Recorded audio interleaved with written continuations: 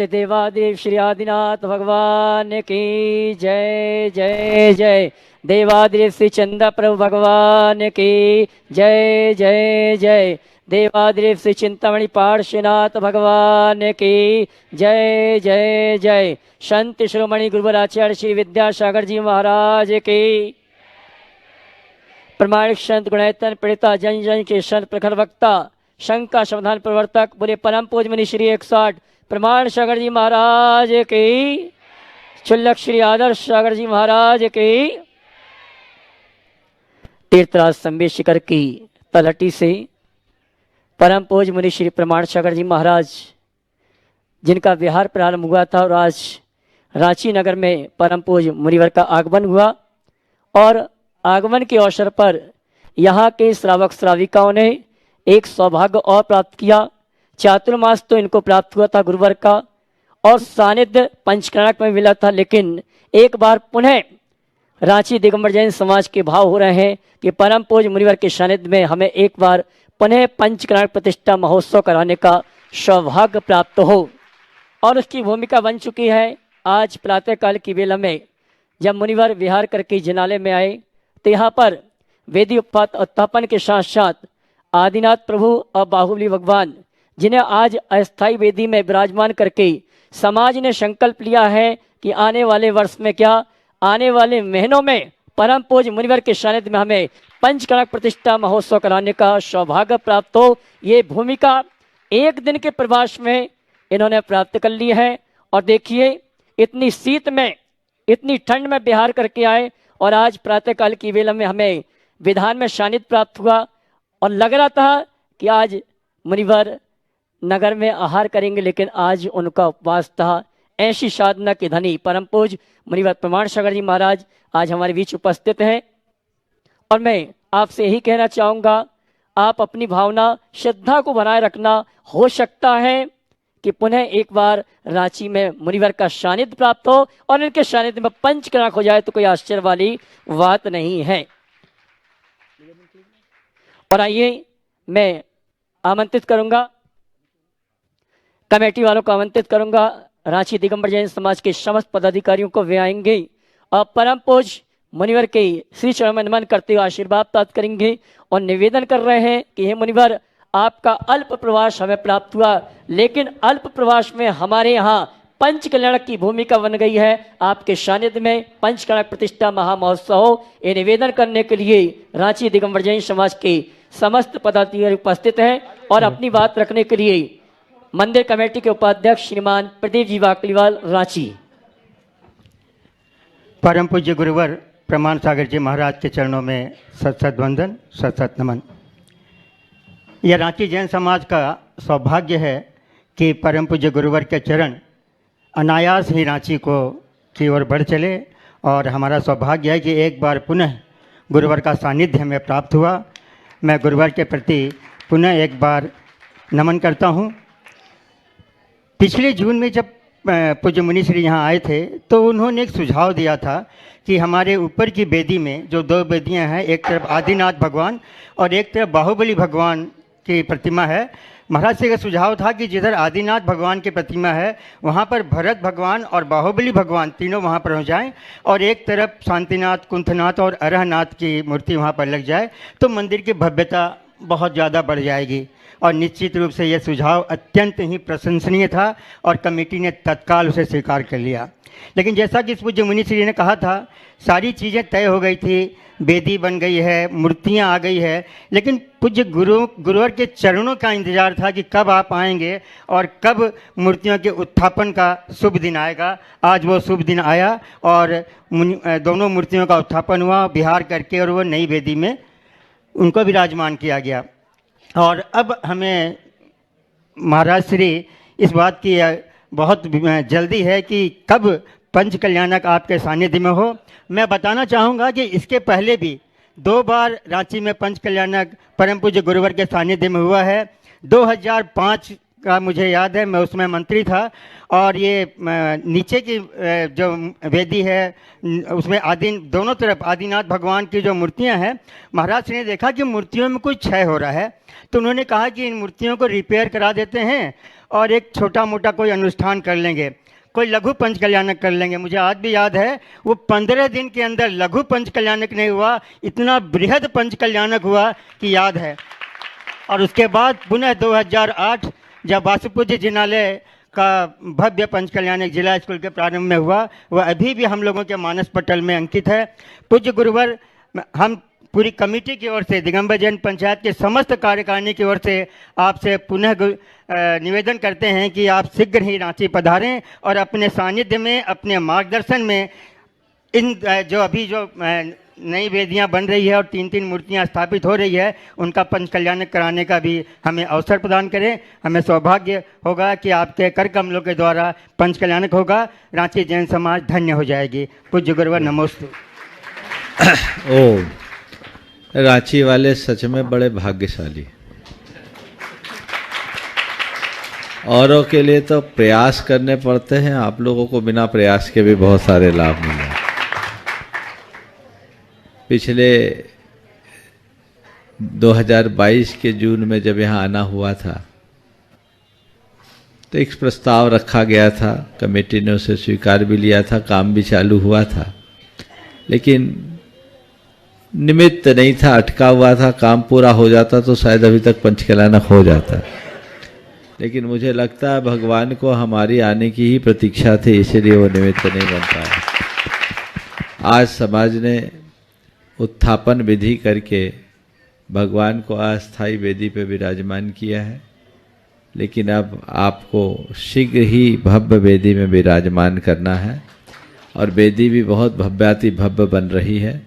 जिस तरह की वेदियाँ गुनायतन में बन रही है, वैसी ही वेदी और अभी गुनायतन में ही बन रही है। निश्चित वो नैनाभिराम वेदी में विराजमान होने के बाद इस जिनालय की भव्यता और अधिक निखर उठेगी। आप लोगों ने निवेदन किया, भावना भाई है, पर चूंकि आपको पता अभी तो स्पेशल ट्रेन चली हुई है, वो बीच के स्टेशनों पर केवल ईंधन की आपूर्ति और तकनीकी कारणों से रुकती है, तो सरपट चल रही है। आज सुबह हम आए और ये निमित्त था, मुझे लग रहा था कि ये शाम तक भगवान का विहार होगा नहीं और अधूरा छोड़ के जाना ठीक नहीं। तो हमने कहा ऐसे तो एक दिन खराब होगा, हमें दिन बचाना चाहिए। तो हमने कहा दिन बचाना है तो केसलोच कर लो, समय का उपयोग हो जाएगा। तो केसलोच का टाइम भी आ ही रहा है, आ ही गया था। आगे करते तो फिर एक दिन रुकते, तो हम बोले एक पंथ दो काज, और आज बड़ी विशुद्धि के साथ केसलोच भी संपन्न हुआ, भगवान का विहार भी हुआ। और जो औपचारिकताएं हैं ब्रह्मचारी अभय भैया आपके इनके मार्गदर्शन में उसे शीघ्र पूरी कर ली जाएगी। आप लोग इसी तरह लगे रहे। आपने जो निवेदन किया है उसके लिए कुछ ज़्यादा कहने की ज़रूरत नहीं। रांची की समाज अपनी समाज है, हमेशा से जुड़ी हुई समाज है। 2 हुए हैं तो तीसरे भी हो जाएंगे, उसकी चिंता करने की ज़रूरत नहीं है। बहुत सारे लोग आज मायूस है, महाराज जी आपका आहार नहीं हुआ, आहार नहीं हुआ। हम उन सब से कहेंगे तुम्हें केसलोच देखने का मौका मिल गया, ये कम बड़ी बात है क्या? आहार तो कहीं भी हो सकता है और रास्ते में भी हो सकता है। और जिन लोगों का मन नहीं भरा है, जिनका पेट नहीं भरा है, वो हमारे साथ रह सकते हैं। रांची वालों को कोई मनाही नहीं है, जितना सानिध्य लाभ लेना चाहे ले सकते हैं। तो ये एक संयोग है। और मैं आपको बताऊं, पता नहीं यहाँ मंदिर में आने के बाद मेरे जीवन का ये पहला प्रसंग है 40 सालों में कि बिहार करके पहुंचा और केसलोच किया। ये इतिहास रांची में बना। प्राय हम लोग जब भी करते हैं तो केसलोच करके तो बिहार किए, लेकिन बिहार करके आने के उपरांत प्रवचन वगैरह कर लेने के बाद केसलोच, ये रांची के इतिहास में एक नई बात जुड़ी है। इसलिए आप लोगों को कोई विकल्प नहीं करना है, मायूसी नहीं, प्रसन्नता होनी चाहिए और इस बात का फक्र होना चाहिए कि हमें ये सुयोग मिला है, सौभाग्य मिला है। सबको पता है हम लोगों का लक्ष्य बड़ा है, दूर जाना है और समय कम है, इसलिए निरंतरता बनाए रखने के लिए काम किया है। आप लोगों से मेरा ये कहना है, पूरनमल जी संयोजक है इस कार्यक्रम के, और कमेटी के अध्यक्ष मंत्री बिल्कुल नए और ऊर्जावान हैं। इन लोगों से मेरा ये कहना है कि पूरी कमेटी तत्परता से इस कार्य को संपन्न करे शीघ्रातिशीघ्र, और फिर आकर के निवेदन करे कि महाराज अब हमें इस कार्य को संपन्न करना है।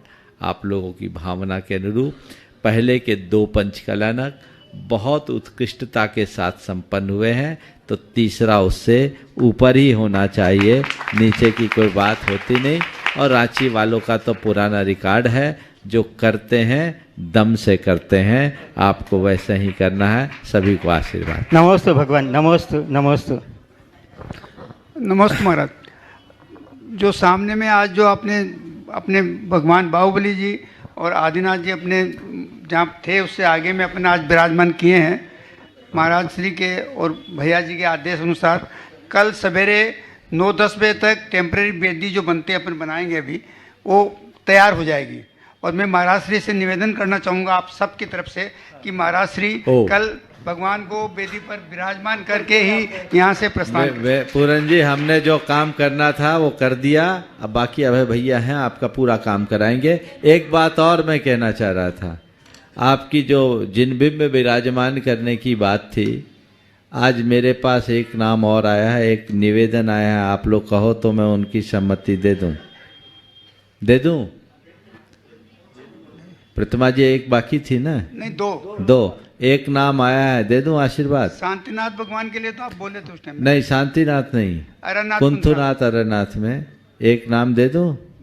दे दीजिए महाराज। चलिए, ये हमारे आपके ही बीच की आपकी कार्यकारिणी की सदस्य है, रीता बहन ने आज सुबह हमसे निवेदन किया है।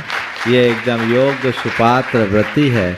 जब मैं यहाँ आया तो इन्होंने एक भाव मेरे सामने रखा है, तो ये आज आशीर्वाद हमने इनको दे दिया है। ये अब एक और बाकी है ना, जिनको भी लेना है वो उनके लिए बाद में बात करके कमेटी से संपर्क करके काम कर लेंगे, तो ये काम हो सकता है। चलिए आइए चलते हैं टीवी चैनल का। दोनों बेदियां भी देखो, एक सुझाव है। बेदी यद्यपि प्राचीन समय में किसी परिवार के द्वारा बनाया गया था, तो उनके इतिहास को विलोपित नहीं किया जाना है, लेकिन मैं उन परिवारों से कहूँगा कि बेदी जब बन रही है तो तुम्हारे परिवार का द्रव्य लगना चाहिए। वो तो तुम्हारे पुरखों ने लगाया था, वो निकल गए। आप लोग अगर इस बेदी के द्रव्य में अपना न्योछावर दे तो ये आप लोगों के लिए विशेष पुण्यावह होगा, और यदि वो ना हो तो समाज फिर उसके बारे में विचार करे। तो उसके लिए भी मेरे सामने नाम आया है, शायद आगे आ जाएगा, लेकिन जिनको भी बेदी के लिए लाभ लेना है वो जरूर कमेटी से संपर्क करें। और आइए चलते हैं टीवी चैनल का बहुचर्चित विश्व विख्यात संघ का शब्दान का कार्यक्रम प्रारंभ करें। उसके पूर्व पारस चैनल, जनवाणी चैनल और प्रमाणिक ऐप के माध्यम से जो इस कार्यक्रम को शंका समाधान का कार्यक्रम प्रारंभ करें, उसके पूर्व जनवाणी चैनल, पारस चैनल और प्रमाणिक ऐप के माध्यम से जिस कार्यक्रम को देख और सुन रहे हैं, और यहाँ पर उपस्थित समस्त श्रावक श्राविकाओं की ओर से परम पूज्य मुनिवर के श्री चरण नमन करते हुए आशीर्वाद प्राप्त करेंगे। निवेदन करेंगे शंका समाधान के कार्यक्रम के लिए दोनों हाथ जोड़ लेंगे, बोलेंगे हे मुनिवर नमोस्तु, हे गुरुवर नमोस्तु, हे मुनिवर नमोस्तु। और आइए जिन्होंने अपनी ओर से अपने परिवार की ओर से एक दो प्रश्न का जी, अभी महाराज जी चर्चा कर रहे थे, इतिहास रचा है रांची वालों ने, और शायद कल एक इतिहास और रचा जाएगा कि केशलंज के बाद यहाँ से 10 किलोमीटर दूर पारस मारवल में परम पूज्य मुनिवर की आहारचर्या संपन्न होगी, और जो भी वहाँ पर उपस्थित होना चाहते हैं समय का ध्यान रखते हुए वहाँ पर उपस्थित होकर आहार देने का सौभाग्य प्राप्त कर सकते हैं। और शंका समाधान का कार्यक्रम कल कितने बजे होगा ये हम आपको बाद में सूचित करेंगे। आइए चलते हैं, हम और आप प्रारंभ करते हैं शंका समाधान का कार्यक्रम। और प्रथम शंका लेके आ रही हैं प्रथम शंका लेकर आ रहे हैं श्रीमान सतीश जी नजर, एडवोकेट, वरिष्ठ उपाध्यक्ष दिगंबर जैन समाज पंचायत समिति ललितपुर, और उसके बाद तैयारेंगी मृदुला शैलेश जैन नागपुर।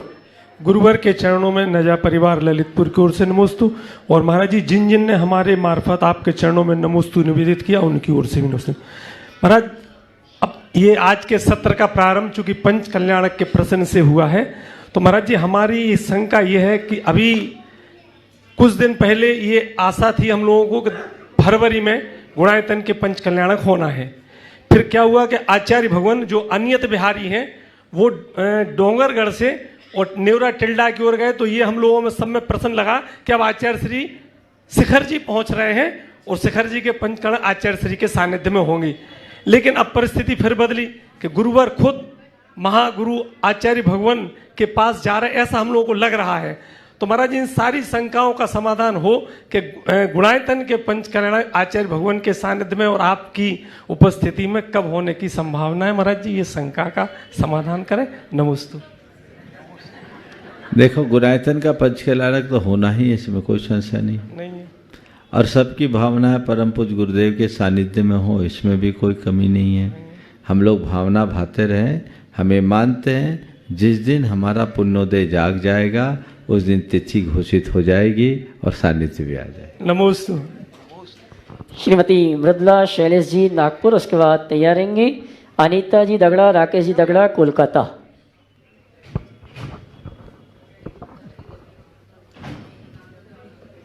महाराज जी को मेरे और मेरी परिवार की ओर से नमोस्तु नमोस्तु नमोस्तु। इक्षामी महाराज जी।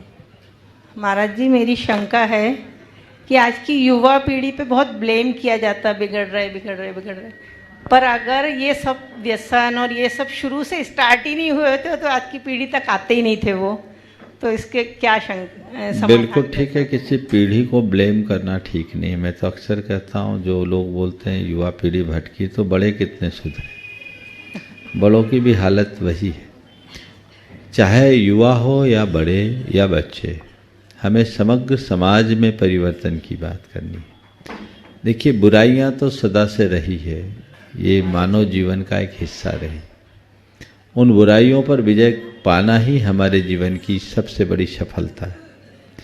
तो बुराइयां आई हैं, हमें उनसे अप्रभावित रहना है, और ये तभी संभव है जब हम अपने संस्कारों को जगा करके चले। तो हमें सबके अंदर एक सांस्कृतिक चेतना का विकास करने की ज़रूरत है, संस्कारों को जगाने की ज़रूरत है, जिससे बुराइयों पर विजय पाया जा सके। नमोस्तु महाराज जी, नमोस्तु। श्रीमती अनीता जी दगड़ा, राकेश जी दगड़ा कोलकाता, उसके बाद शिरोमणि संरक्षक श्रीमान प्रमोद जी पहाड़िया जयपुर। नमोस्तु महाराज श्री। मेरे और मेरे परिवार की तरफ से त्रिवार नमोस्तु नमोस्तु नमोस्तु। मैंने महाराज श्री आचार्य श्री के मुख से सुना था कि मन वचन काय की जितनी ज़्यादा चंचलता होती है, कर्मों के आश्रय उतने ही ज़्यादा होते हैं। तो महाराज श्री मेरा ये शंका है कि जब हम कहीं बाहर आ जाते हैं या हमारे घर में मेहमान आ जाते हैं, तो जो हमारे सवेरे के कार्यक्रम होते हैं, धार्मिक कार्यक्रम, और शाम के धार्मिक कार्यक्रम, उनमें पूरा का पूरा विघ्न आ जाता है। तो वो विघ्न आने में भी हमारे मन वचन काय की चंचलता बहुत बढ़ जाती है, और यदि हम करते भी हैं तो वो बस करते हैं। तो इसी के लिए मैं शंका समाधान चाहूंगी कि इसके लिए क्या किया में जाए? होता है कि दिन भर होता है? ये तो चक्कर नहीं, ही वो है। चलते ही रहता ना, तो पाठ नहीं हुआ, माला नहीं हुआ। ये तो चक्कर है ही, सबके मन में इस तरह का चक्कर बना हुआ रहता है। इसी को जीतने के लिए हमें अपना समय निकालना चाहिए, और आपको धार्मिक क्रियाकलाप भी करना है और अपने यहाँ आए अतिथियों का सत्कार भी करना है।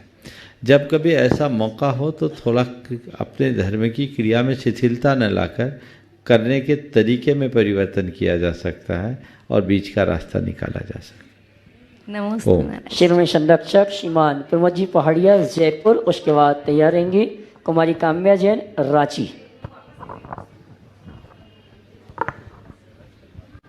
महाराज श्री के चरणों में नमन वंदन। महाराज श्री, आप अपने गुरुवर एवं हम सबके आराध्य गुरु आचार्य श्री के चरणों में जा रहे हैं। जब कोई भी शिष्य अपने गुरुवर के चरणों में जाता है तो उन्हें कैसी अनुभूति होती है, ये बात मैं इसलिए पूछ रहा हूँ कि हम श्रावक लोग जब आप जैसे गुरुवर के चरणों में आते हैं, आपके पास आते हैं, तो हमें कैसी अनुभूति होनी चाहिए, कैसे भाव हमारे होने चाहिए, उस पर पहले मैं चाहूँगा एक बार जोरदार करतल ध्वनि से प्रमोद जी पहाड़िया का सम्मान करें। ये हमारे समाज के एक बहुत मजबूत स्तंभ है और सक्रिय और समर्थ कार्यकर्ता। गुणायतन के शिरोमणि संरक्षक तो हैं ही, वर्तमान में श्रमण संस्कृति संस्थान सांगानेर के अध्यक्ष का पदभार भी इन्होंने संभाल रखा है। एक बार पुनः इनका अभिनंदन कीजिए। आपने जो अभी कहा कि आप गुरु चरणों में जा रहे हैं, मैं गुरु चरणों में बिल्कुल नहीं जा रहा हूँ, क्योंकि गुरु चरण तो मेरे हृदय में है, सदैव गुरु चरणों में। मैं गुरु चरणों में ही रहता हूँ, इसलिए ये चर्चा कहीं मत कीजिए कि मैं गुरु चरणों में जा रहा हूँ। बस मैं दूरी कम कर रहा हूँ, समझ गए। अभी हम लोगों का बिहार हो रहा है, जहाँ तक का बिहार हो जाए वहाँ तक का बिहार, जिस दिशा में बिहार हो जाए उस दिशा में बिहार, क्योंकि हम लोगों के ऊपर गुरुदेव का आदेश निर्देश कब कैसा आ जाए कहा नहीं जाता। इसलिए औपचारिक तौर पर हम कहीं नहीं जा रहे हैं, बस जा रहे हैं, ऐसा समझ करके चलना चाहिए और उसी भाव को लेकर चलना है। अभी तो हम आप सबसे ये कहेंगे कि पूरे देश के श्रद्धालुओं के हृदय में एक ही भावना जगनी चाहिए कि परम पूज्य गुरुदेव शीघ्र पूरी तरह स्वस्थ हों, ताकि उनकी वरदानी छाया हम सबको ऐसे ही लंबे समय तक मिलते रहे। नमस्ते गुरुदेव। आइए काम्या नवनीत पाटौदी रांची अपनी शंका का समाधान प्राप्त करें। उसके पूर्व में व्रती श्राविका श्रीमती रीता जी, उनको आमंत्रित करूंगा, जिन्होंने आज जिनालय में एक मूर्ति विराजमान करने के लिए भाव व्यक्त किए थे। और मैं चाहूँगा कमेटी के पदाधिकारी श्रीमती रीता जी का सम्मान का कार्यक्रम संपन्न करें। कमेटी के जो भी महिला मंडल के पदाधिकारी या जो श्राविका है। अगली शंका के लिए काम्या नवनीत पाटौदी रांची, उसके बाद तैयार रहेंगे ट्रस्टी कमल जी पुष्पा जी पाटौदी रांची। ओ करो। नमोस्तु महाराज श्री। एक मिनट आइए जल्दी। और साथ में आमंत्रित करूंगा श्रीमती चंद्रकला जी पाटनी को, वे भी आए, सम्मान करें। वे आए, श्रीमती रीता जी का सम्मान करें। वो थोड़ी करें। आइए हाँ, बहन किरण दीदी वो भी आ जावे। वो कैसे आएगी?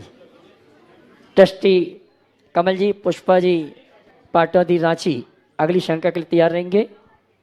जोरदार ताली बजा कर इनका सम्मान करें, जिन्हें शांतिनाथ कुंतनाथ अरहनाथ की जो खड़गासन प्रतिमा विराजमान होंगी, उसमें से अरहनाथ भगवान की प्रतिमा विराजमान करने का सौभाग्य प्राप्त हुआ है। ऐसे परिवार के लिए और ऐसी बहन के लिए आप जोरदार ताली बजा कर इनका सम्मान करें। बेटा ठीक। अभी नमोस्तु महाराज श्री। मेरा प्रश्न यह है कि त्याग तो हर धर्म में है, लेकिन हमारे जैन धर्म को इतना इम्पोर्टेंस क्यों दिया गया? क्या बोली? पहला वाक्य क्या बोली? त्याग तो सब धर्मों में है, जैन धर्म को इतना इम्पोर्टेंस क्यों दिया गया? ये बताओ, जैन धर्म जितना त्याग कहीं और दिखता है? तो इसीलिए इम्पोर्टेंट होगा। जिसका त्याग बड़ा उसका इम्पोर्टेंस होना चाहिए कि नहीं होना चाहिए? बस तो यही इम्पोर्टेंस है। गुणायतन ट्रस्टी श्रीमान कमल जी पुष्पा जी पाटौदी रांची, उसके बाद तैयार रहेंगे गुणायतन ट्रस्टी श्रीमान टीकम चंदजीत छावड़ा रांची। महाराज श्री को नमोस्तु नमोस्तु नमोस्तु। छुलक जी को इच्छामी इच्छामी इच्छामी। महाराज श्री छोटी ऐसी शंका है कि डेली हम मंदिर में आते हैं, 5 बजे मंदिर पहुंचते हैं, वहाँ पूजा सामग्री भी तैयार करते हैं सूर्योदय के पहले, और पूजा भी हम लोग सूर्योदय के पहले से स्टार्ट कर देते हैं, और घंटा भी रात में जैसे आते हैं तो घंटा बजाते हैं। तो ये सही है कि गलत है? और वैसे विधान में भी आप पूजन सामग्री तैयार होती है, वो भी तो सूर्योदय के पहले ही होती है, तो दोनों में क्या फर्क है ये जानना चाहता हूँ। आज से कुछ दिन पूर्व समेत शिखर जी में मैं जब था तब एक सवाल आया था, और उस समय मैंने इस पर विस्तार से प्रकाश डाला था। पूजन सामग्री को धोना एक अनिवार्यता है, लेकिन कैसे धोए ये एक बड़ी समस्या है। रात्रि में धोना निर्दोष तो नहीं, लेकिन आपके पास कोई अल्टरनेट नहीं है, इसलिए आप लोग रात में धोते हैं। मैंने उस दिन उसका एक दूसरा विकल्प बताया था। क्यों न हम धार्मिक आयोजनों में अपने द्रव्य को पहले से धो के सुखा के रख लें, और ये किया जा सकता है। कुछ घंटों में चावल पूरत सूख जाते हैं, और आप दिन में धो करके सुखा लें, सवेरे धोने की ज़रूरत ही ना पड़े, और नहीं तो पौ फटने के बाद करें। उत्तम रास्ता तो यही है। लेकिन मुझे मालूम है आप अपनी चर्या में बदलाव नहीं कर सकते, पूजा जरूर छोड़ दें। तो मैं नहीं चाहूँगा कि आपकी पूजा छूटे, लेकिन यदि आप इसे शक्य बना सको तो सोने में सुगंध है। बड़े बड़े धार्मिक आयोजनों में, पूजा विधानों में बहुत ज़्यादा संख्या में लोग रहते हैं तो कुछ प्रैक्टिकल दिक्कत आ सकती है, लेकिन फिर भी उसका कोई अल्टरनेट निकाला जा सकता है। आज भी बहुत सारे लोग हैं जो अपने घर में द्रव्य को धो करके पहले से सुखा कर रखते हैं और वो धुले द्रव्य चढ़ा देते हैं। ये अगर लोग अपना सके तो इससे अच्छा विकल्प कोई दूसरा नहीं होगा। और रात्रि में जो घंटा बजाना रात में उचित नहीं है। सुबह पौ फटने के बाद जब पशु पक्षी चहचहाना शुरू कर देते हैं तब घंटा बजाने में कोई बाधा नहीं। रात में घंटा केवल इसलिए नहीं बजाते हैं क्योंकि घंटे के नाद से पशु पक्षियों की निद्रा टूट जाती है, तो उनकी निद्रा भंग ना हो जाए, उनके मन में कंपन ना आए, इसलिए घंटा बजाने का निषेध जैन परंपरा में की गई। क्योंकि टन की जो आवाज़ आती है वो एकदम से अलग प्रकार की होती है, इसलिए नहीं करते। नमस्ते महाराज। गुणायतन ट्रस्टी श्रीमान टीकमचंद जी छावड़ा रांची, उसके बाद तैयार रहेंगे श्रीमती साधना जी, राजेश जी बड़जात्या रांची। महाराज श्री के चरणों में मेरा और मेरे परिवार का त्रिवार नमोस्तु नमोस्तु नमोस्तु।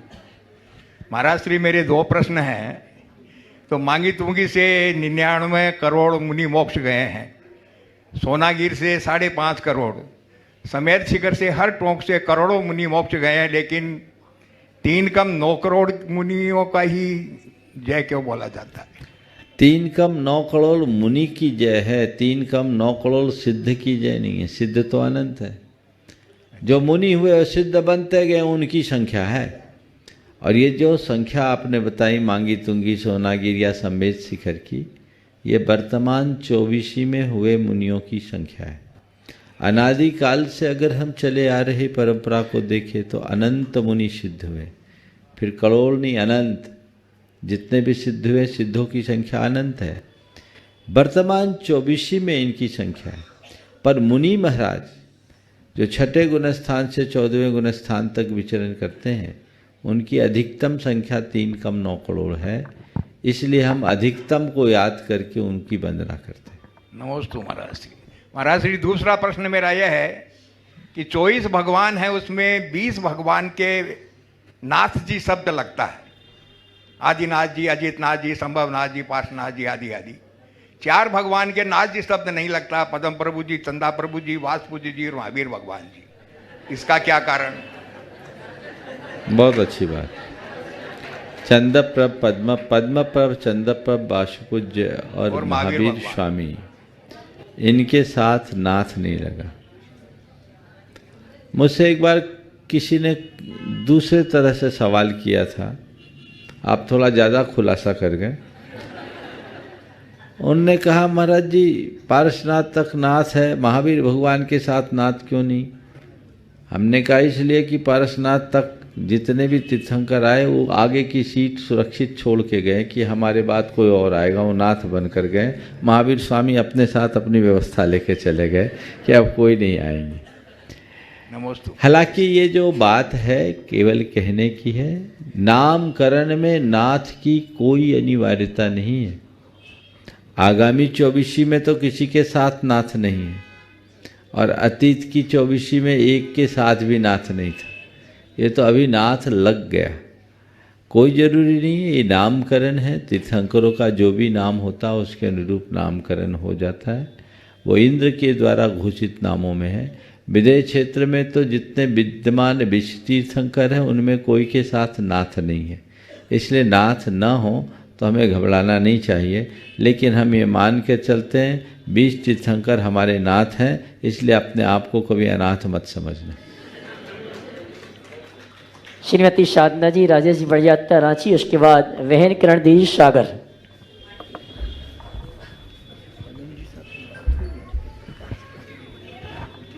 नमोस्तु महाराज श्री, मनोस्तु मासी, नमोस्तु महाराज श्री।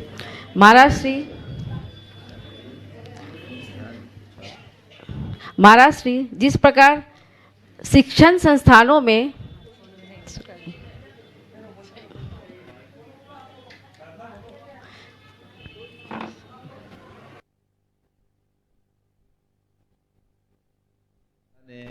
मुझे एक नाम बताया था जो शायद मुझे स्मरण में नहीं रहा।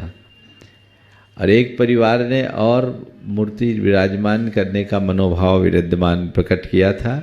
तो अब वो है इन तीनों परिवारों के मध्य जो तय होगा उनको शांतिनाथ दिए जाएंगे, जो हमारे व्यवस्था के अनुरूप करेंगे। इन्हीं तीनों में दिए जाएंगे और कोई को नहीं दिए जाएंगे। ये बात पूरी हो गई, लेकिन उसमें व्यवस्था हमारी होगी।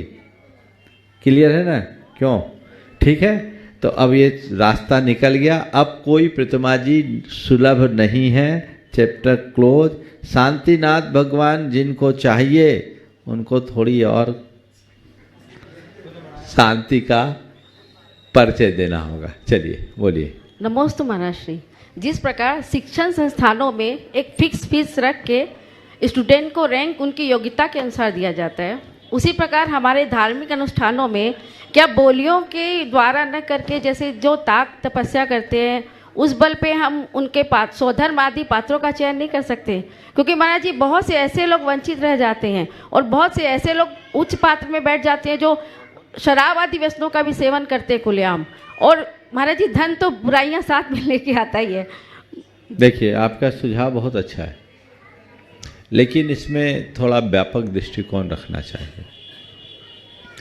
धार्मिक आयोजनों में बोली लगाई जाती है तो बोली का मकसद किसी व्यक्ति को अवसर देने मात्र का नहीं है, उसके साथ व्यय साध्य आयोजन की संपन्नता भी है। जितने भी धार्मिक आयोजन होते हैं उसमें खर्चे होते हैं। खर्चे होने के कारण उनकी पूर्ति भी जरूरी है, तो वो पूर्ति इसी से होती है, वो नियमों से पूरी नहीं होगी। तो या तो पहले ऐसी व्यवस्था बनाओ कि धार्मिक आयोजनों के खर्च कोई दिलेरी से दे दे, फिर किसी को भी बिठा दो, तो कोई दिक्कत नहीं। सुनो मेरी बात को। इसलिए व्यय साध आयोजनों में यदि कोई बोली देता है तो उसे कुछ नहीं सोचना चाहिए, अवसर देना चाहिए, बल्कि प्रोत्साहित करना चाहिए। दूसरी बात, अगर कोई बोली बोलता है तो कोई टैक्स नहीं दे रहा है, वो चंदा भी नहीं दे रहा है, वो दान दे रहा है, जो एक सत्कर्म है। जैसे कोई पूजा करता है तो एक पूजा की जगह 4 पूजा करता है तो आपका हर्ष और बढ़ता है कि देखो ये 4 नहीं 10 पूजा कर रहा है। इसी प्रकार कोई 10,000 की जगह 10 लाख देता है तो आपको हर्षित होना चाहिए, क्योंकि ये दान का कर्म है। जितना उत्कृष्ट द्रव्य आपका लगेगा वो त्याग है, त्याग सराहे जाने योग्य है, उसके कारण उतना पुण्य भी वर्धित होता है। इसलिए बोली को नकारात्मक दृष्टि से देखना ठीक बात नहीं है। इस बहाने लोगों का द्रव्य अच्छे कर्म में लगता है और वह पुण्य का भागी होता है।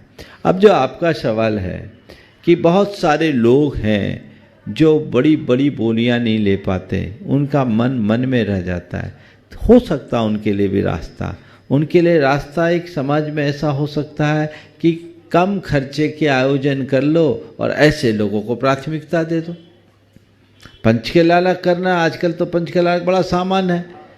एक छोटा सा पंचकेलाला इस मंडप में भी हो सकता है।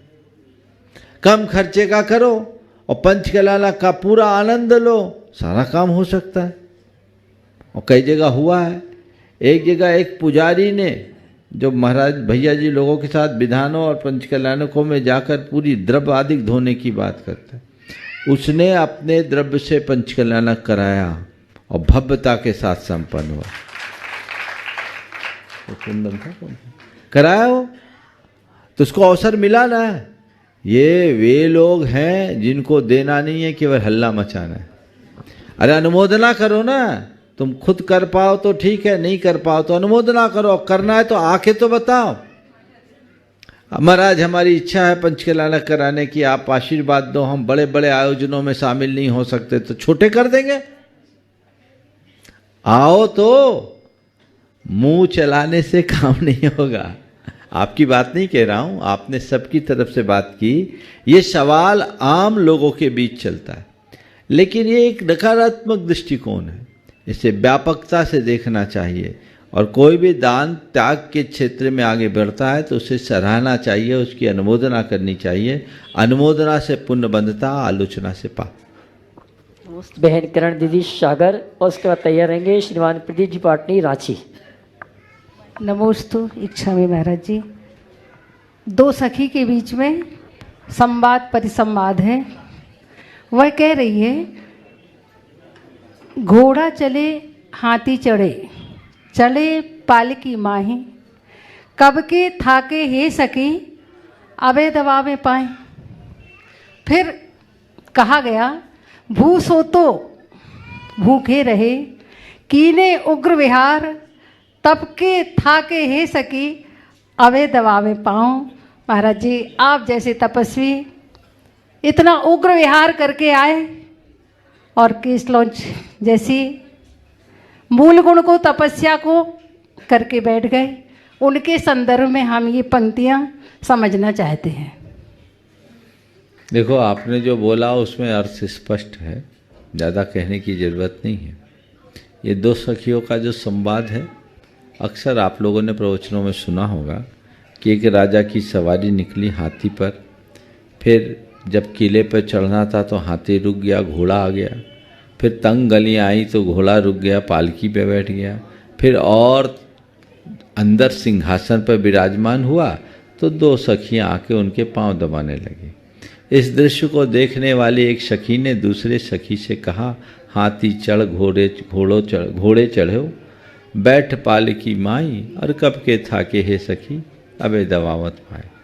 तब उसका उत्तर दिया, भू सुत्यो भूखो मर्यो, कीनो उग्र विहार, तब के थाकी हे सखी, अबे दबावत पाए। देखे, तुम इनको पहचानते नहीं हो, ये कोई साधारण नहीं है। जो राजा है ना, ये पहले महाराजा थे, मुनिराज थे, धरती पर शयन करते थे, उपवास करते थे, उग्र विहार किया, उस समय के थके हैं इसलिए आज पांव दबा रहे हैं। कहने का तात्पर्य ये है कि जिसके झोली में पुण्य आता है उसके जीवन में वैभव बरसता है, बिना पुण्य के वैभव नहीं बरसेगा। इसलिए आज अगर तुम्हारे साथ वैभव जुड़ा है तो मान करके चलना कि तुम्हारे जीवन में कोई पुण्य है, तुम्हारी झोली में पुण्य है। लेकिन एक बात ध्यान रखना, पुण्य को भोगोगे तो पुण्य खत्म होगा और पाप बढ़ेगा। इसलिए पुण्य को भोगो मत, पुण्य को सही दिशा में नियोजित करो, जिससे पुण्य से पुण्य बढ़े और जीवन आगे बढ़ सके। नमस्ते।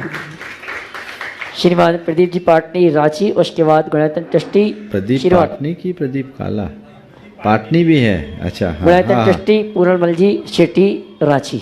ओ, दीजिए, जब तक पूरनमल जी को दे दीजिए, वहाँ माइक पहुँचने में देर है। मेरा भी एक प्रश्न है, उसके पहले मैं एक दो सूचना आप लोगों को देना चाहता हूँ। अपना लास्ट ईयर अपने यहाँ भगवान महावीर हॉस्पिटल में कृत्रिम हाथ लगाने का एक कैंप किए थे। उसमें 42 आदमियों को हम लोगों ने हाथ लगाया था। उनकी रिपोर्ट मिली है कि वो लोग सब काम उससे कर सकते हैं धीरे धीरे, मतलब अपना सामान उठा सकते हैं, पेन से लिख सकते हैं, खाना बना सकते हैं, सब्जी काट सकते हैं। वही कैंप अभी 12 मई को अपन फिर लगाने जा रहे हैं। तो आप लोगों की जानकारी में किसी को ऐसा ज़रूरत हो तो उसको आप वहाँ अपने कैंप में भेज सकते हैं। दूसरा, मैं उस दिन एक चीज़ भूल गया था, कल जो अपन बात किए थे उसमें, अपन भगवान महावीर हॉस्पिटल रिसर्च सेंटर में संस्था है, वो जिनकी आर्थिक स्थिति कमज़ोर है, उनके बच्चे आगे पढ़ना चाहते हैं, उनके लिए हम लोग जो स्कूल की फ़ीस है वो कंप्लीट स्कूल की फ़ीस हम लोग देते हैं, संस्था देती है, और आगे पढ़ने के लिए। तो ऐसा कोई भी यदि आपके नज़र में हो, कुछ हो, तो वो हमसे संपर्क कर सकता है। बाहर के सिर्फ झारखंड की, ये रांची के बच्चों के लिए है, और झारखंड की लड़की के लिए भी, पूरे झारखंड में कोई भी लड़की कहीं भी हो, वो यदि पढ़ना चाहती है, उनकी आर्थिक से कमज़ोर है, तो वो संपर्क कर सकती है। अब मेरा एक सवाल है महाराज श्री, ये जो अपन अभिषेक शांति धारा ये सब में जो पैसा इकट्ठा होता है, वो क्या चीज़ में खर्च करना चाहिए? क्या धर्म प्रभावना में खर्च करना ठीक है? देखिए, अभिषेक शांति धारा जो है वो देव द्रव्य है। देव द्रव्य का उपयोग देव गुरु धर्म के लिए या दीन दुखियों के उत्थान के लिए, इसके अलावा अन्य किसी कार्य में नहीं करना चाहिए। अगर आप लोग अन्य कार्यों में उपयोग करते हैं तो वो उचित नहीं है। उस राशि को बिल्कुल अलग रख करके चलना चाहिए। ये व्यवस्था बनाकर चलनी चाहिए। हमारी समाज में ऐसी परंपरा भी है। मंदिर के रख रखाव, प्रबंध, अन्य व्यवस्थाओं में अगर किसी दूसरे मंदिर में कहीं कोई ज़रूरत है उसके लिए, ये देवगुरु के लिए कहीं और ज़रूरत है तो वहाँ आप दे दीजिए। शास्त्र के प्रकाशन में भी आप उसका प्रयोग कर सकते हैं और दीन दुखियों के कल्याण के लिए भी आप लगा सकते हैं। पर ऐसा कोई कार्य जिसमें आप श्रावक समुदाय का निजी हित जुड़ता है वो उचित नहीं। नमस्ते। श्रीमान प्रदीप जी पाटनी रांची, उसके बाद तैयार रहेंगे श्रीमती शिल्पा प्रभास जी विनायका रांची। नमोस्तु महाराज श्री। आज नई पीढ़ी को धर्म के बारे में सरल तरीके से सिखाने की आवश्यकता है। आज हम गार्जियन के तौर पर या समाज में क्या ऐसा सरल तरीका अपनाएं जिससे कि धर्म के बारे में लोगों को बहुत ही सरल तरीके से इसकी जानकारी प्राप्त हो और वो आकर्षित हो। धर्म के बारे में जानकारी देने की जगह लोगों के हृदय में धार्मिक भावना जगाने का प्रयत्न करें। जानकारियाँ तो हमारे पास बहुत है, जानकारी देने से कुछ नहीं होता, निष्ठा जगाने से सब कुछ होता है। तो हम लोगों के हृदय में धर्म निष्ठा जगाने का उद्यम करें और वह धर्म निष्ठा अगर जग गई तो हमारा जीवन परिवर्तित होगा। तो हर व्यक्ति के हृदय में वो बात बचपन से होनी चाहिए। 4 बातें यदि बच्चे के हृदय में जग जाए तो बड़े होने के बाद उन्हें कुछ कहने की ज़रूरत नहीं है। पहला पाप का डर, दूसरा संवेदनशीलता, तीसरी बात कुल का गौरव और चौथी बात सेवा परायणता। यदि ये चारों बातें जुड़ जाए तो उस व्यक्ति के लिए धर्म के विषय में ज़्यादा कुछ कहने की ज़रूरत ही नहीं पड़ेगी। हम लोग केवल धर्म की जानकारी देते हैं, धर्म की भावना जगाने से वंचित हो जाते हैं। धर्म की भावना जगाएं। श्रीमती शिल्पा जी प्रभास जी विनायका रांची, उसके बाद तैयार रहेंगे खुशबू प्रदीप जी गंगवाल तमाड़। नमोस्तु महाराज जी, क्षुल्लक जी के चरणों में इच्छामी। महाराज जी मेरा प्रश्न ये है कि जब हम लोग घर से मंदिर जी के लिए निकलते हैं तो बोलते हैं कि सभी प्रकार के परिग्रहों का त्याग, पर घर की चाबी को साथ में लेकर जाते हैं, तो इससे कोई दोष लगता है? बढ़िया, सबसे अच्छा सुझाव बताऊं? जहाँ जूते चप्पल उतारते हो ना, उनके साथ वहाँ तो मत उतारो, लाल देव को थमा दो। आपके यहाँ लाल देव ही है ना अभी भी तो उसको थमा सकते हो तो काम चल जाएगा। चलिए। श्रीमती खुशबू जी प्रदीप जी गंगवाल तमाड़, उसके बाद तैयार रहेंगे जनसंपर्क अधिकारी गुणायतन प्रदीप जी काला रांची। ओम नमोस्तु महाराज जी, नमोस्तु महाराज जी, नमोस्तु महाराज जी। मेरा प्रश्न ये है कि हम अभी जिस एज में हैं, हम अगर कोई भी काम करते हैं या जॉब करते हैं, उसमें अगर हमसे थोड़ी सी भी मिस्टेक हो जाती है तो कोई चीज़ का हमें प्रोत्साहन नहीं मिलता है, या इस तरीके से डीमोटिवेट कर दिया जाता है कि हम उस चीज़ को वापस से रीस्टार्ट नहीं करते हैं। तो उस रीस्टार्ट का मोटिवेशन हम कहाँ से लाएं? देखिए, सबसे पहली बात तो मैं सभी से कहूँगा कि कोई भी युवा अगर किसी क्षेत्र में आगे बढ़ता है, कदाचित उससे कुछ त्रुटि हो जाए या वो अपेक्षित सफलता प्राप्त न करे, तो उसे प्रोत्साहित करे, हतोत्साहित न करे। उसकी गलतियों के ऊपर झुंझलाने की जगह उसकी अच्छाइयों को उभारने का प्रयत्न करे तो वो ज़्यादा आगे बढ़ सकते हैं। तो ये घर परिवार में ऐसा वातावरण होना चाहिए जिससे वो अपने आत्मविश्वास को जगाकर अपने जीवन के लक्ष्य की ओर आगे बढ़ सके। दूसरी बात, जो आप खुद को डिमोटिवेट होने से बचाना है तो उसके लिए सबसे सरल तरीका तो यह है, सबके पास गजेट्स रहते हैं, अपने गुरुओं के कुछ वाक्यों को हमेशा साथ रखें। जब लगे कि हम डिमोटिवेट हो रहे हैं तो उन वाक्यों को, उन प्रवचनांशों को सुन लें। आजकल तो रील्स हैं, वो उनको आप सुन लें और उससे बार बार आप मोटिवेशन ले सकते हैं। और थोड़ा भावना योग करें। हमें अपना लक्ष्य पाना है, हमें उत्साहित बने रहना है, हमें आशावान बनना है, हमें ऊर्जावान बनना है। इस तरह के आत्म सुझाव यदि आप निरंतर अपने आप को देंगे तो आगे बढ़ सकते हैं। एक बात सदैव ध्यान रखना, दुनिया में आगे बढ़ाने वाले लोग कम हैं, पीछे ढकेलने वाले लोग ज़्यादा। अब हमको आगे बढ़ना है तो बहुतों को पीछे छोड़ना होगा और उसके लिए अप दीपो भव की बात करनी होगी। दूसरों पर निर्भर होकर बड़े लक्ष्य को नहीं पा सकते, बड़ा लक्ष्य वही पाते हैं जो अपने आत्मविश्वास के बदौलत शिखर पर चढ़ते हैं। नमस्ते महाराज जी। नमस्ते। श्रीमान प्रदीप जी काला रांची, उसके बाद तैयार रहेंगी श्रीमती चंद्रकला जी पाटनी रांची। नमस्ते गुरुदेव। नमस्ते आज गुरुदेव, आज के युग में युवा डिजिटल मीडियम के माध्यम से धर्म की प्रभावना से ज़्यादा जुड़ते हैं।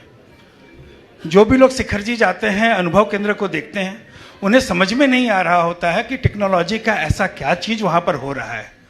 आपकी प्रेरणा से अनुभव केंद्र बन रहा है, जरूर आपकी सोच इसमें लेकर के काफ़ी बड़ी रही होगी। तो ये अनुभव केंद्र किस प्रकार से युवाओं को धर्म के अंतर्गत में समझ को पाने में मदद करेगा, कृपया इस पर प्रकाश डालें गुरुदेव। आपने ऐसा सवाल किया कि पूरा सत्र ही इसमें निकल जाए। फिर भी संक्षेप में गुरुदेव। पर इतना नहीं बोलूँगा। हाँ, सबको ख्याल है महाराज का। बात मैं एक इतनी ही कह सकता हूँ कि गुणायतन का अनुभव केंद्र पूरे समाज में एक बहुत बड़ा ट्रांसफॉर्मेशन क्रिएट करेगा। वहाँ देखने के बाद, वहाँ जाने के बाद लोग पोथियों की बातों को पलों में समझेंगे। एक ऐसी धार्मिक भावना जागृत होगी जो उनको अंदर से झकझोर दे, जो सामने वाले के दिल और दिमाग को बदल देगा। अभी आप लोगों को उसका कुछ अता पता नहीं। आप तो जाते हैं, एक बड़ी सी इमारत खड़ी देखते हैं या मंदिर देखते हैं, मंदिर के शिल्प कला और स्थापत्य को देखते हैं, आपको बहुत सुंदर लगता है, वाह वाह कह देते हैं, बाहर की चीज़ों को देखते हैं। लेकिन उसकी जो परिकल्पना है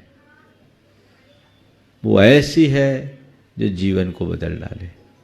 आप सबको बताऊं, सैकड़ों लोग उस पर काम कर रहे हैं और उनमें बहुत सारे ऐसे लोग हैं जो भारतीय मूल के भी नहीं हैं, जैन तो है ही नहीं।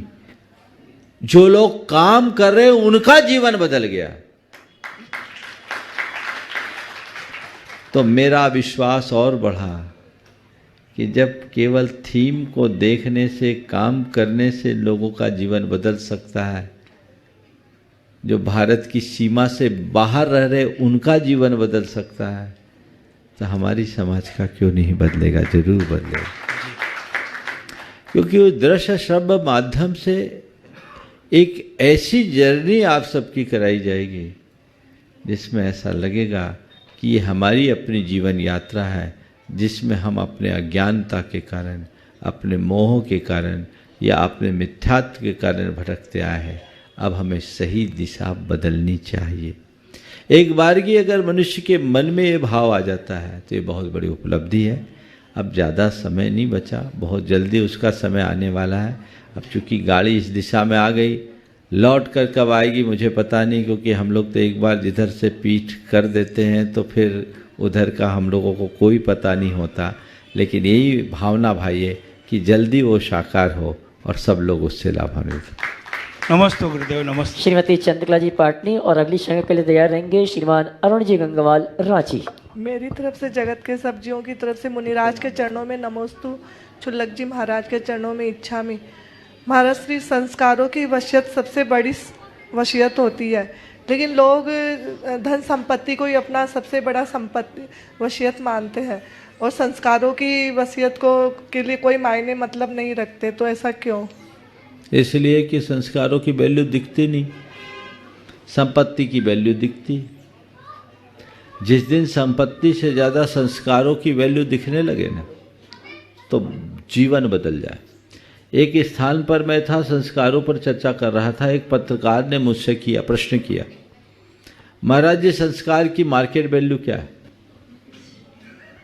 पत्रकार ने प्रश्न किया, महाराज संस्कार की मार्केट वैल्यू क्या है? मैंने कहा मार्केट वैल्यू एक वेश्या की होती, मां की नहीं होती। तुम किसकी बात कर रहे हो? वैल्यू समझो। जो संस्कार का मूल्य है वो संपत्ति से नहीं खरीदा जा सकता, वो अमूल्य है। संपत्ति मूल्यवान है, संस्कार अमूल्यवान। और इसलिए आज दुनिया ने देख लिया कि विजयपथ सिंघानिया का क्या हाल हुआ। संपत्ति के शिखर पर बैठा, लेकिन काश अगर संस्कार दिए होते तो उसकी ये दुर्दशा नहीं होती। ये हम सब ने देखा है। तो ये सब चीज़ें लोगों को समझना चाहिए। संस्कारों का मूल्य और महत्व जब जान लेंगे तो आप संस्कारों को प्रमुखता देंगे और किसी को नहीं देंगे। मैं एक ऐसे व्यक्ति को जानता हूँ जो अरबपति व्यक्ति है। उन्होंने एक दिन अपने बेटे से कहा कि बेटा, मेरे पास जो पैसा है ना, वो मैं चाहूँ तो तुझे दे सकता हूँ। मेरे पास जो पैसा है वह मैं चाहूँ तो तुझे दे सकता हूँ, पर मेरा जो पुण्य है ना, वो मैं चाह करके भी नहीं दे सकूँगा, उसे तुझे खुद जगाना पड़ेगा। इसलिए मैं तुझे पहली नसीहत देता हूँ, अपने पुण्य को प्रबल बना के रखो, पुण्य को सुरक्षित रखो। पैसा कोई भी दे सकता है और कोई ज़रूरी नहीं कि दूसरे द्वारा दिए गए पैसे का तुम भोग भी कर लो, लेकिन तुम्हारा पुण्य ही तुम्हारे जीवन का सबसे बड़ा संबल होगा। और ये बात मुझे तब अच्छी लगी जब बेटे ने आकर के बताया कि महाराज आज पिताजी ने मुझे ये लेसन दिया। हम बोले यही लेसन हर माँ बाप अगर अपनी संतान को देने लगे तो कुछ कहने की बात नहीं होगी, लेकिन ज़्यादातर माँ बाप अपने बच्चों को पैसा बढ़ाने के लिए तो प्रेरित करते हैं, पुण्य बढ़ाने की प्रेरणा बहुत कम दे पाते हैं, इसलिए संस्कारों में ह्रास हो। श्रीमान अरुण जी गंगवाल रांची, उसके बाद तैयार रहेंगे अशोक जी छावड़ा। नमस्ते गुरुवर। गुरुवर प्रश्न तो नहीं है, लेकिन आज एक सुबह से भाव आ रखा है।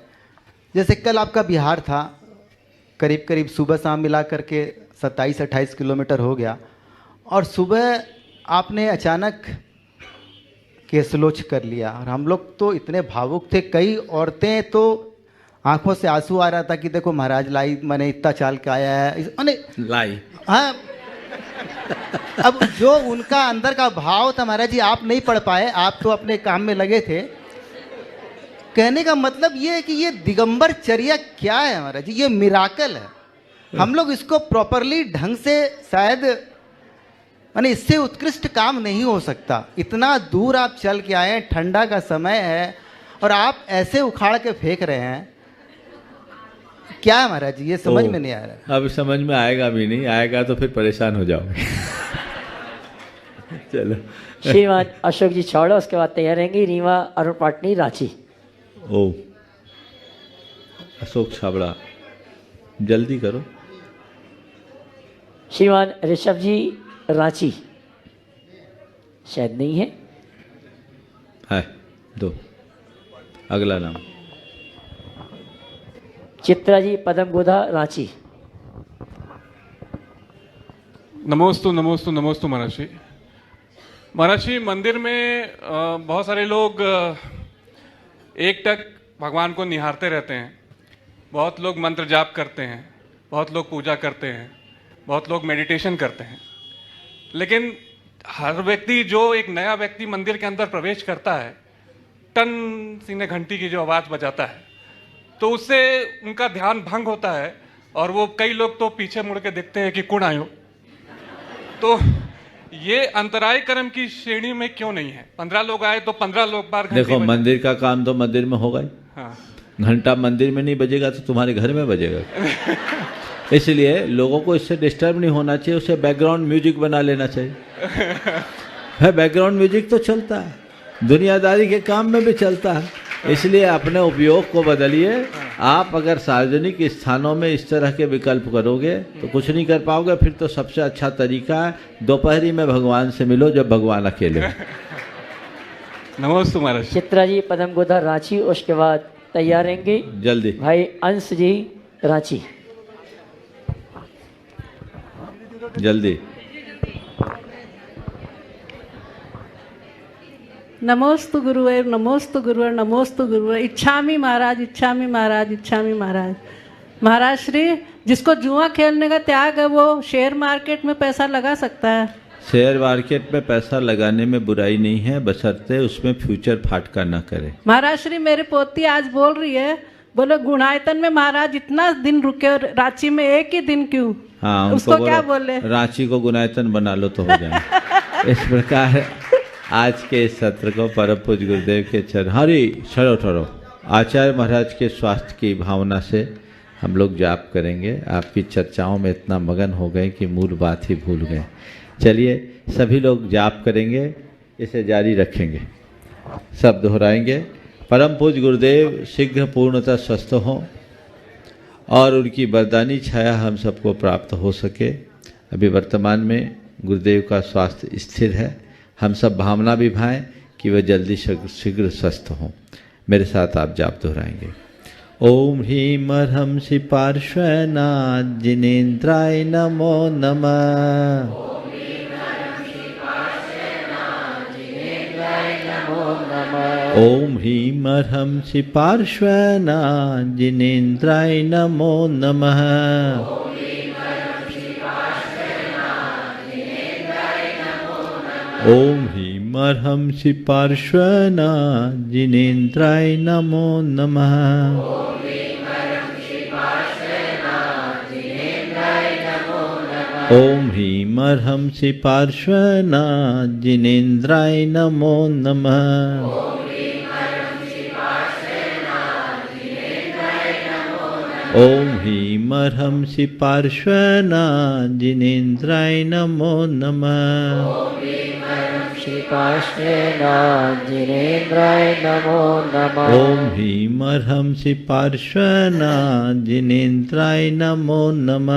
ओम ह्रीं अर्हं श्री पार्श्वनाथ जिनेन्द्राय नमो नमः। ओम ह्रीं अर्हंसि पार्श्वनाथ जिनेन्द्राय नमो नमः। ओम ह्रीं अर्हं श्री पार्श्वनाथ जिनेन्द्राय नमो नमः। ओम ह्रीं अर्हंसि पार्श्वनाथ जिनेन्द्राय नमो नमः। ओम ह्रीं अर्हं श्री पार्श्वनाथ जिनेन्द्राय नमो नमः। ओम ह्रीं अर्हंसि पार्श्वनाथ जिनेन्द्राय नमो नमः। ओम ह्रीं अर्हं श्री पार्श्वनाथ जिनेन्द्राय नमो नमः। ओम ह्रीं अर्हंसि पार्श्वनाथ जिनेन्द्राय नमो नमः। ओम ह्रीं अर्हं श्री पार्श्वनाथ जिनेन्द्राय नमो नमः। ओम ह्रीं अर्हंसि पार्श्वनाथ जिनेन्द्राय नमो नमः। ओम ह्रीं अर्हं श्री पार्श्वनाथ जिनेन्द्राय नमो नमः। ओम ह्रीं अर्हंसि पार्श्वनाथ जिनेन्द्राय नमो नमः। ओम ह्रीं अर्हं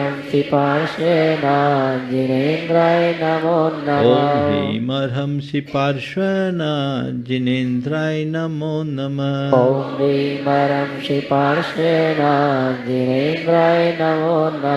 ह्रीं अर्हंसि पार्श्वनाथ जिनेन्द्राय नमो नमः। ओम ह्रीं अर्हं श्री पार्श्वनाथ जिनेन्द्राय नमो नमः। ओम ह्रीं अर्हंसि पार्श्वनाथ जिनेन्द्राय नमो नमः। ओम ह्रीं अर्हं श्री पार्श्वनाथ जिनेन्द्राय नमो नमः। ओम ह्रीं अर्हंसि पार्श्वनाथ जिनेन्द्राय नमो नमः। ओम ह्रीं अर्हं श्री पार्श्वनाथ जिनेन्द्राय नमो नमः। ओम ह्रीं